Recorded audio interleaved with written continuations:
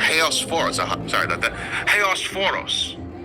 So it literally just takes that whole passage and just brings it into one thing and says, Dawnbringer. Eos means dawn, Phoros means bringer. So you're literally the, let me see if they have a Latin version in here. Let's see what let's see if we can find Jerome's Bible in here. Latin, Vulgate, boom. Watch this. Ready?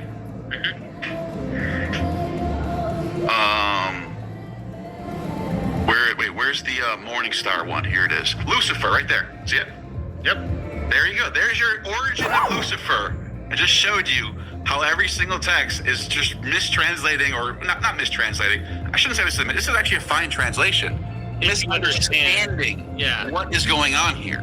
The King of Babylon is Lucifer, and it's not saying Lucifer is bad here. Think about the context. It's saying you were like this morning star. You were so high up in the sky. You were bright. You were star. You were shining. You were light bringer. And then you were brought down. You were brought down. I say, I will ascend to the tops of the clouds and make myself like the Most High. But you were brought down to the realm of the dead. See what I'm saying? Yep. You were brought down. Katabase. The katabasis. You the katabase. So you were brought down to the realm of the dead.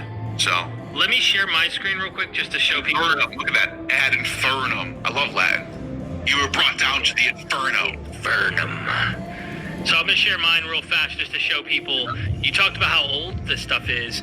Well, if they're really curious, of course, my documentary gets into some of that. This is Isaiah 14. Some of the early church fathers talks about, such as Tertullian, along with Gregory the Great, and scholastic commentators, linked this prophecy in Isaiah with Luke 10:18 and Revelation 12:8. As a result, they applied the passage to the fall of Satan or Lucifer, which it had nothing to do with. But because there is a fall of that old dragon, they just took it and made connections and said, well, he falls here, therefore we're going to connect him to what's really likely more Leviathan. It's a dragon. It's a Leviathan. It's a chaos monster. The mythology in Revelation, which you've talked about, the Greek terms having actual deities mentioned in the Apocalypse of John in Greek. But then he goes on and on. Okay, where I wanted you to look at is this. We talk about how old this is. The key word for resolving this problem is Hallel, rendering it first as an imperative of the verb signaling Hal, son of the morning for your fall.